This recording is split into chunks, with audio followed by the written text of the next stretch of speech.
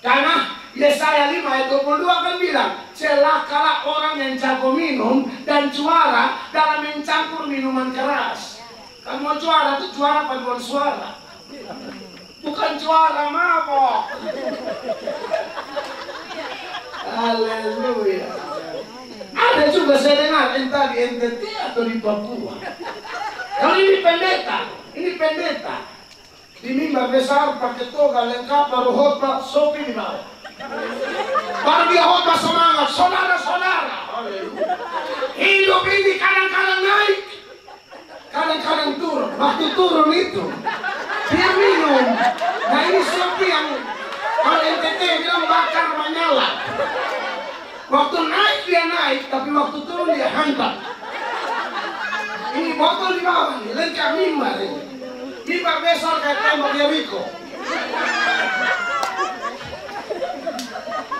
Dia bangun lagi, dia hidup ini kadang-kadang naik, kadang-kadang turun. Turun dia hantam lagi. Dia bangun yang berikutnya, dia hidup ini naik, tapi saudara, kadang turun. Dia minum, jemaat tunggu, tidak naik-naik. Ini jemaat nih, Bapak Pendeta hilang lama sekali. Tidak bangun lagi. Sampai jam ibadah selesai, cek Bapak sudah patah kanan di sebelah. Aduh, kacau. Saya tidak tahu itu di mana. Nah ini kita omong, karena begini. Assalamualaikum warahmatullahi wabarakatuh. Berjumpa lagi dengan Jadid HMC ya, channel yang mengedukasi dan menghibur. Dan di kesempatan ini ya, pertama-tama saya ingin mengucapkan terima kasih buat teman-teman yang telah mendukung channel ini ya. Terutama teman-teman yang dari penonton HMC yang sekarang sudah pindah nonton di channel Jadid HMC. Makasih buat teman-teman semua. Dan kalau teman-teman banyak yang bertanya, mengapa menggunakan channel baru? Mengapa tidak fokus dengan channel Hidayah Mu'alaf Channel yang jelas-jelas secara jangkauan itu jauh lebih luas, sehingga apa yang kita sampaikan itu didengar oleh banyak orang. Mungkin teman-teman tidak tahu ya bahwa channel HMC sedang ada problem karena banyak sekali polikardus-polikardus yang ingin menghentikan pekerjaan yang kita lakukan. Banyak sekali polikardus yang panas dengan kebenaran yang kita beritakan. Mereka tidak ingin bahwa HMC terus mengudara, HMC terus melawan fitnahan yang mereka buat. Mereka tidak ingin rencana jahat mereka itu diganggu. Karena mereka punya visi bagaimana mengadu orang-orang yang ada di Indonesia. Bagaimana menggunakan agama Kristen sebagai tameng mereka untuk mencari keuntungan. Mereka tidak ingin upaya-upaya mereka kita bongkar. Mereka tidak ingin kita mengungkapkan bahwa mereka ini adalah benalu di dalam tubuh kekristenan. Jadi mohon maaf, kita tidak bisa mengudara sementara di channel itu karena banyaknya serangan-serangan yang dibuat oleh Polikardus. Bahkan sampai detik ini, saya masih sangat diincar oleh mereka ya. Jadi bagi teman-teman yang tergerak untuk membantu perjuangan kita, mohon doanya. Ya, mohon doanya, dan kita masih terus melakukan perlawanan. Bahkan besok kita juga masih ada sidang ya. Ada sidang juga, jadi mohon doanya agar kita dilancarkan dan Allah menyertai sidang yang kita hadapi besok. Oke, di kesempatan kali ini kita akan kembali membahas statement dari seorang pendeta yang menurut saya ini adalah salah satu pendeta yang sudah sangat langka untuk zaman now, sudah sangat jarang kita jumpai di medsos, di mana pendeta ini sangat jujur dan dia fokus memperbaiki internal kekristenan. Pendeta ini tidak menjadi Polikardus, tidak mau menjadi seperti pendeta-pendeta yang kerjanya bukan membahas kekristenan, bukannya menguatkan iman-iman orang-orang Kristen, bukannya mengkoreksi orang yang ada di dalam kekristenan, tapi sibuk menyerang agama orang lain. Contohnya siapa? Pendeta Risuli Lubis, ya, pendeta Blukusuntur Saifuddin Ibrahim, pendeta Joseph Pauljang, dan masih banyak pendeta-pendeta lainnya. Yang saya nggak tahu ya, apakah itu benaran pendeta, atau cuman buat-buat sendiri gelar pendetanya. Tetapi kita tahu memang dia punya gereja, masalahnya kan gitu. Pendeta yang satu ini adalah pendeta yang fokus mengungkapkan kebenaran, fokusnya mengkoreksi internal kekristenan. Ini satu hal yang bagus, dan kita memuji kejujuran pendeta ini. Jadi pendeta ini sempat viral ya, beberapa bulan yang lalu, saat kita menampilkan, saat kita memfokuskan pemberitaan kita kepada pendeta ini. Yaitu, siapa lagi? Teman-teman bisa tebak? Ya, kalian sudah nonton cuplikan di depan, jadi ya pasti tahu ya. Yang akan kita bahas adalah pendeta Mel Atok. Saya cukup sangat senang dengan pendeta ini karena dia ngomongnya jujur. Dan beberapa kali kesempatan kita bisa merasakan ketulusan dari apa yang disampaikan oleh Mel Atok ini ya. Karena kan kita punya perasaan. Di mana perasaan itu kita bisa rasakan ya. Ada kejujuran dari pendeta Mel Atok. Jadi di sini pendeta Mel Atok membuat satu judul yang bombastis, sehingga saya penasaran untuk menonton video tersebut sampai habis. Ya, saya nonton video tersebut sampai habis, teman-teman. Ya, jadi karena saya sudah tonton, maka saya bagikan ke teman-teman. Tetapi ya, kita nggak akan tampilkan semua ya. Karena kalau kita tampilkan semua, nanti kita kena copyright. Nanti kita kena strike sama dia.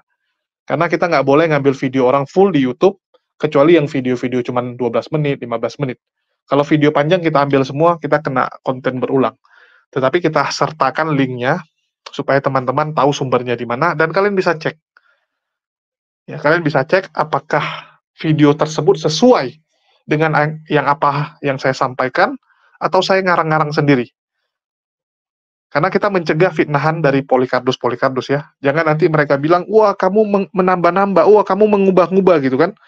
Padahal apa yang mereka sampaikan itu yang kita lanjutkan. Apa yang pendeta Mel Atok sampaikan, ini yang saya teruskan juga kepada teman-teman semua. Saya ngeri-ngeri sedap soalnya sekarang gitu. Sedangkan yang benar aja bisa mereka pelintir-pelintir, mereka fitnah kita. Contoh pendeta HTD ngomong masalah titik, ya, titik Tuhan. Tiba-tiba saya yang disebut, saya yang difitnah, membuat pernyataan itu. Luar biasa ya. Jelas-jelas HTD yang ngomong, buktinya ada, semuanya ada, orang juga jadi saksi banyak, tapi mereka pelintir, mereka bikin laporan-laporan palsu.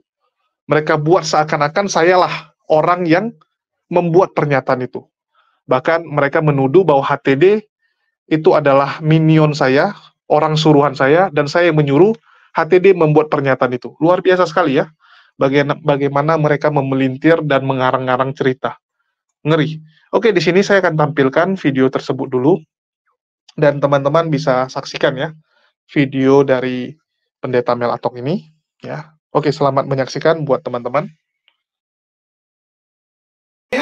Pastikan kalau kita agama Kristen, kita bukan ranting tidak berbuah, tapi kita ranting berbuah. Amin. Lalu saya beri keterangan sederhana lagi.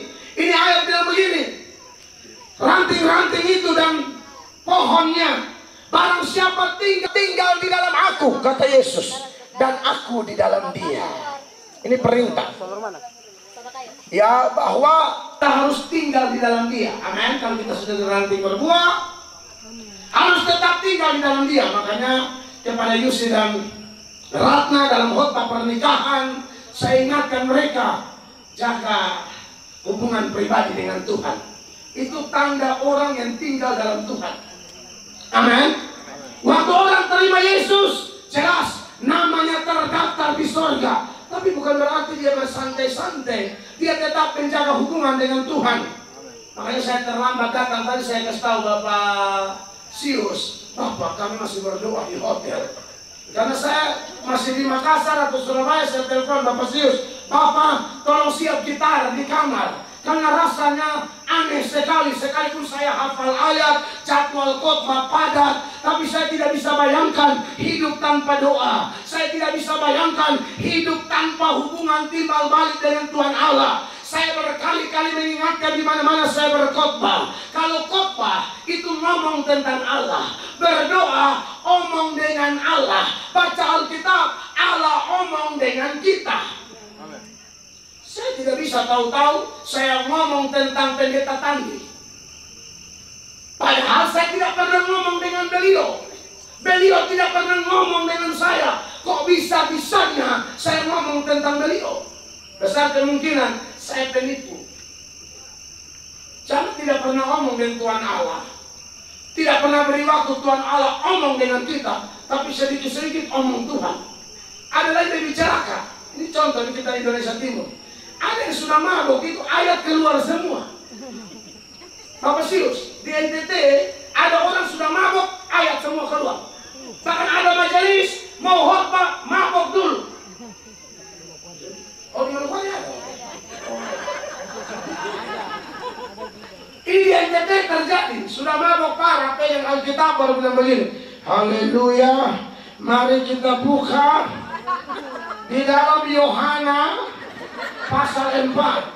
Jemaat bilang, saya ingat kami Yohanes. Tidak ada Yohana tulis Alkitab, Yohana jaga warung. Dia ada jaga warung, kita buka dia bagaimana? Ada nama Yohana di sini. Mana pakai baju apa? Kasihan. Mabok, mari kita buka Yohana pasal 4 ayat 4.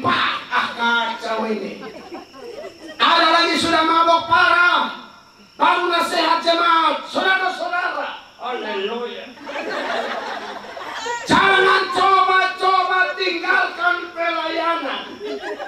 Ingat Yunus, ikan begitu besar, Yunus terang. Ini mabok ini. Ikan begitu besar, Yunus terang. Kalau jemaat yang rajin baca Alkitab bilang, Bapak coba cek kembali, baca kembali dulu, sapa terang sapa. Karena Bapak bilang tadi Yunus terang ikan. Kalau yang kami baca ikan besar terang Yunus. Kalau Yunus terang ikan besar, itu ikan punya besar seperti konsistori. Itu dia terang, itu sampai tahun berapa baru habis. Ini bukan ikan kembung, ikan nipi. Kalau kami dan nipi tembang, ikan sarden bukan. Kalau sarden Yunus terang 4 satu kali bisa. Tapi andai kata itu ikan hiu besar, kapaus, kau terang sudah. Inilah ya. Jadi kadang-kadang ada yang ayat keluar, tapi terbolak-balik pas mabok. Itu yang saya tidak setuju sama sekali. Ya, ini orang asli Manokwari dan di Manokwari juga ada. Jadi kalau ada di sini atau nanti video ini diposting di channel YouTube, yang nonton ini seruan kasih. Berhenti sudah, stop sudah. Amen. Karena Yesaya 5 ayat 22 kan bilang, celakalah orang yang jago minum dan juara dalam mencampur minuman keras. Kamu mau juara itu juara paduan suara, bukan juara mabok. Haleluya. Ada juga saya dengar entah di NTT atau di Papua. Kalau ini pendeta di mimbar besar pakai toga lengkap, baru khotbah sopi di bawah. Baru dia khotbah semangat, saudara-saudara. Hidup ini kadang-kadang naik, kadang-kadang turun. Waktu turun itu dia minum.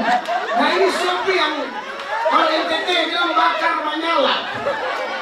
Waktu naik dia naik, tapi waktu turun dia hantam. Ini botol di bawah ini, lengkap mimbar ini. Mimbar besar kayak tembok Jericho.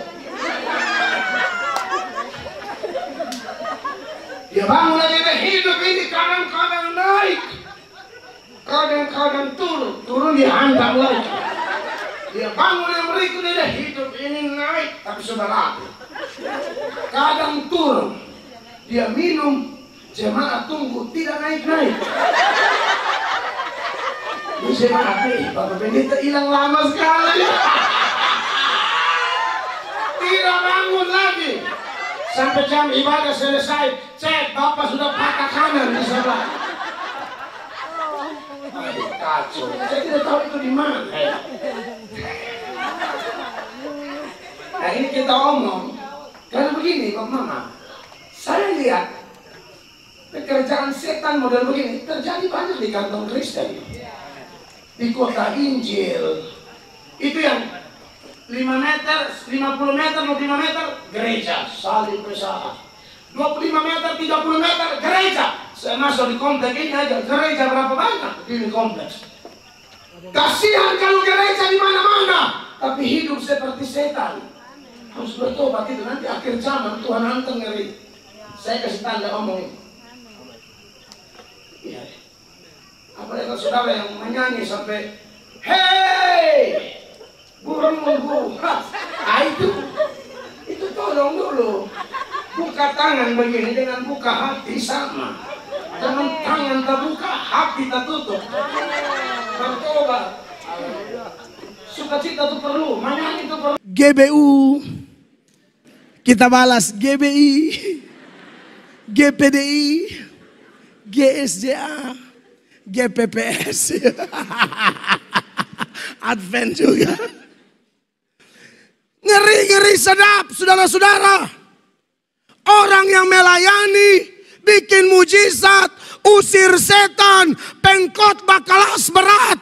Tahu-tahu penipu. Makanya Yesus bilang apa? Aku yang memilih kamu yang 12 ini. Di Yohanes pasal 6 ayat 70-71. Aku yang memilih kamu yang 12 ini. Tapi salah satu di antara kalian iblis. Tidak ada yang tahu. Nanti ada di antara kalian dalam perjamuan malam Yesus berkata. Ada di antara kalian yang mengkhianati aku. Sampai Petrus kasih sen di Yohanes. Tanya siapa? Tuhan tidak kasih tahu. Hanya Yesus yang tahu. Menurut saya. Ini setan kerja level kelas berat. Kalau orang kerasukan, nah itu biasa, gampang ditebak. Orang malas gereja, gampang ditebak. Ya, pelayan uring-uringan, gampang ditebak. Oh, dia lagi ditipu setan. Tapi yang setia tidak pernah bolos. Tapi tiba-tiba setan pakai. Saudara-saudara, saya yakin pemurnian itu terjadi. Amin. Kita di kota Palu ini Kristen minoritas. Sudah minoritas lagi, penyaringan lagi. Lebih baik minoritas Bapak Ibu. Lebih baik. Doa lebih kencang. Amin. Kebergantungan lebih kuat. Mayoritas parah. Lihat aja di Amerika. Gereja-gereja udah tutup. Gereja beralih fungsi. Gereja jadi pasar. Gereja jadi bioskop. Bahkan ada gereja jadi masjid. Di Amerika, Eropa, Australia. Silakan buka di internet. Lebih baik di Palu. Minoritas gak apa-apa deh. Saya tidak tahu kenapa. Tapi kalau Kristen mulai mayoritas, mulai aneh. Pokoknya satu daerah survei membuktikan. Ini survei membuktikan. Di mana ada kantong Kristen, di sana pun kebejatan moral gila-gilaan. Di mana ada kantong Kristen, Anda survei. Cek di penjara. Penghuni penjara lebih banyak agama apa? Paling banyak Kristen. Yang korupsi Kristen, yang selingkuh Kristen, yang tipu uang pembangunan gereja Kristen. Ini Yudas P. keluarga. Iya, teman-teman sudah dengar ya. Ini adalah pernyataan jujur dari Pendeta Mel Atok mengenai pendeta-pendeta yang mabuk ya. Dia katakan banyak sekali daerah-daerah yang mayoritas Kristen itu malah hidupnya itu kacau balau. Malah hidupnya itu nggak benar. Padahal baru 10 meter ada gereja, nggak lama udah ada gereja lain. Ya, baru berapa meter sudah ditemukan gereja. Banyak sekali gereja. Tapi kok hidupnya seperti itu? Ya, dan videonya itu kita ambil dari video pendeta Pendeta Mel Atok langsung ya. Jadi kita tampilkan sebagai bukti. Ya, ini Pendeta Mel Atok. Kalian bisa lihat, ini channel Pendeta Mel Atok ya. Daerah mayoritas Kristen, waspadalah. Ya. Jadi Pendeta Mel Atok menyuruh orang-orang yang tinggal atau hidup di daerah mayoritas Kristen untuk waspada.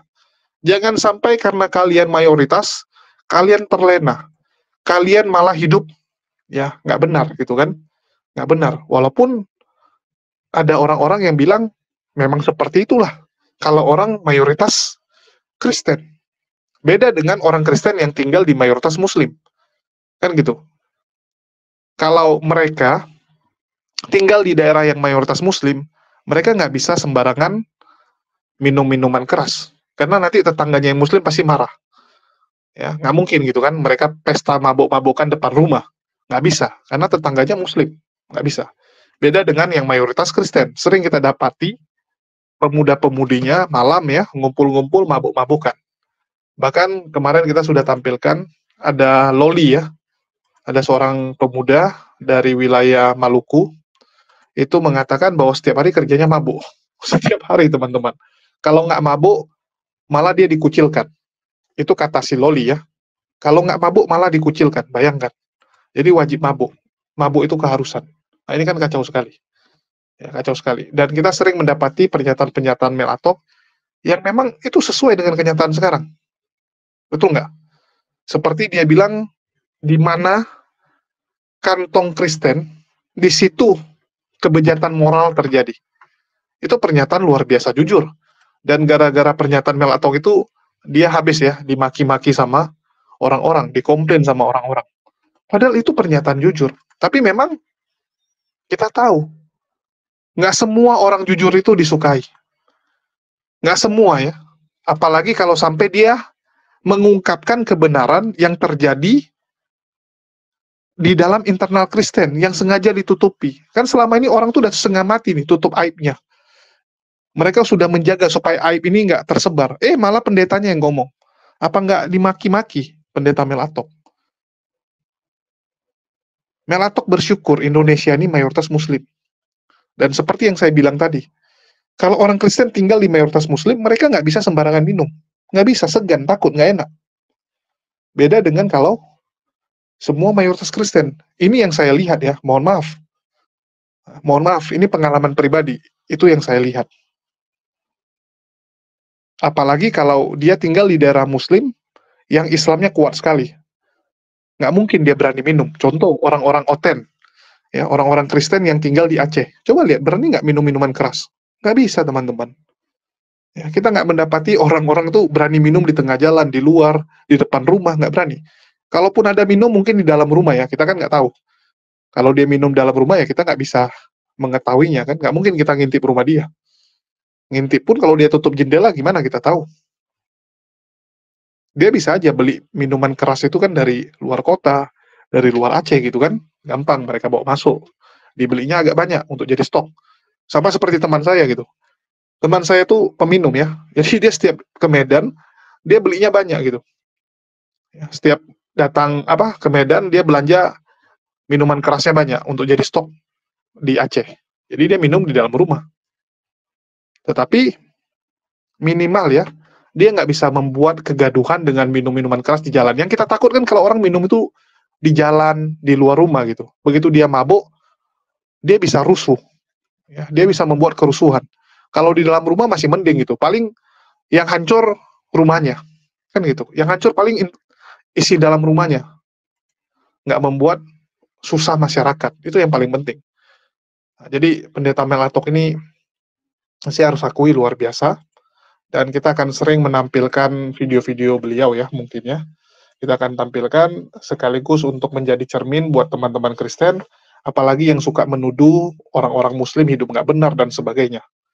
Ya, jadi tujuan kita tampilkan ini sebagai koreksi lah, sekaligus menjawab Polycarpus. Karena kalau Polycarpus ini memfitnah Islam, terus saya counter, ya kalau saya lawan, saya counter, teman-teman Kristen kan kadang nggak mau percaya.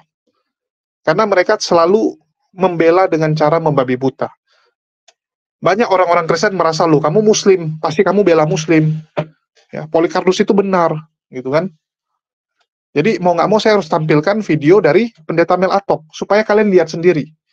Menurut kalian yang benar, Polycarpus ini atau Mel Atok? Nah, kalau pilihannya antara Polycarpus yang berKTP Islam, padahal jelas berKTP Kristen, yang jelas-jelas hanya menggunakan kekristenan sebagai kedok, bertemu dengan pendeta, kira-kira kalian lebih percaya yang mana? Apakah kalian percaya Polycarpus yang KTP-nya Kristen, atau pendeta yang ngomong? Nah, kan lebih seru. Karena kalau Polycarpus ketemu kita, yang dibela tetap Polycarpus. Mereka susah gitu ya. Teman-teman Kristen di luar ini susah gitu. Karena belum apa-apa, stigmanya udah duluan negatif kepada kita. Sudah dianggap, wah, HMC ini kan musuh. Musuh, dia nggak mungkin memberitakan yang benar. Dia pasti menyerang iman kita gitu. Padahal kita memberitakan kebenaran. Kita kasih datanya, kita kasih fakta. Kita ajak teman-teman berpikir. Kita tampilkan data, terus kita ajak kalian renungkan. Kalian pikir. Saya cuma memandu. Saya cuma memandu supaya kalian tahu. Tetapi semua balik ke kalian, mau percaya yang mana. Ya, mau percaya yang mana. Dan saya rasa teman-teman ya, kalau kita bicara tinggal di lingkungan mayoritas agama Islam, Kristen, atau Buddha, atau Hindu, mungkin kalian juga punya pengalaman pribadi lah. Teman-teman Kristen pasti punya pengalaman pribadi. Apalagi yang merantau ya. Yang sebelumnya mungkin dia tinggal di mayoritas Kristen, terus dia merantau ke Jakarta atau ke kota besar lain gitu. Yang di sana dia tinggal di tengah pemukiman umat Muslim. Ya, kalian bisa rasakan kan bedanya. Jadi saya cuma butuh kejujuran. Ya, kalian yang nilai sendirilah. Kalian yang nilai sendiri kira-kira lebih aman, nyaman tinggal di lingkungan yang seperti apa. Semoga video yang kita tampilkan ini bisa mencerahkan dan mengedukasi dan membuat pikiran kalian terbuka. Sekali lagi, ini adalah video untuk mengkoreksi diri, nggak ada niat apapun, tujuan kita agar kita bercermin lah. Jangan kerjanya kita sibuk menyerang orang, padahal kita sendiri belum tentu benar. Begitu juga dengan saya ya, saya buat video ini sebagai bahan untuk mengkoreksi diri saya sendiri. Minimal setelah saya ngomong gini, mau nggak mau kan saya harus lebih baik. Nggak mungkin saya cuap-cuap tentang kebenaran, tapi saya sendiri nggak hidup benar. Mau nggak mau saya harus cerminkan, karena kalau sampai hidup saya nggak benar, ya ini akan jadi bara api di kepala saya. Kamu ngomong ini tapi kamu sendiri nggak buat, kan lucu. Ya, mau nggak mau saya harus buat lebih baik. Jadi tujuan kita adalah memotivasi dan menjadi pribadi yang lebih baik.